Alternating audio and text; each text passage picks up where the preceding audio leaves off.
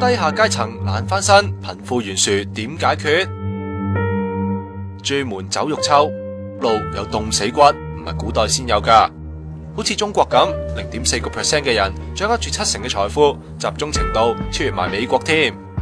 嗱，點解中國有啲人咁有錢，有啲人咁窮呢？第一就係官員嘅貪污舞弊啦，同埋利用職權啦去奪取財富啦，呢個第一個。第二個咧就係壟斷行業啦，謀取暴利啦。另外通過呢個經濟發展啦，擴張企業賺取利潤啦，咁同埋咧有啲投機嘅炒賣。但係低下階層成日俾資方剝削，又缺乏社會保障，只不過要解決都唔係咁易噶。打擊有錢佬又俾人話唔公平，削弱投資吸引力，咁就唯有由改善低層生活着手啦。嗱，設立最低工資咯。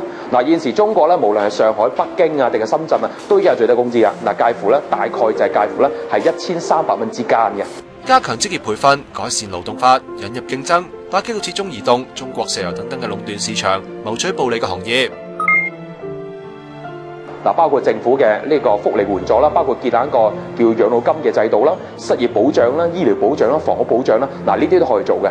嗱，而家中國咧現時咧受到呢啲保障嘅人咧，只係局限於城市部分大城市嘅居民啫，人數只係1億左近嘅啫，所以見到政府咧仲有大規模嘅呢個改善嘅空間嘅。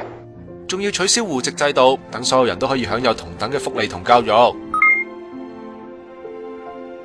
NGO 啦，包括咗一啲嘅樂施會啊、宣明會啊，或者其他唔同嘅組織啦，佢哋就可以通過呢個財政嘅援助啦、人道救援啦，甚至係幫助職業培訓啦，呢啲去令到咧呢啲低下階層嘅生活得到改善。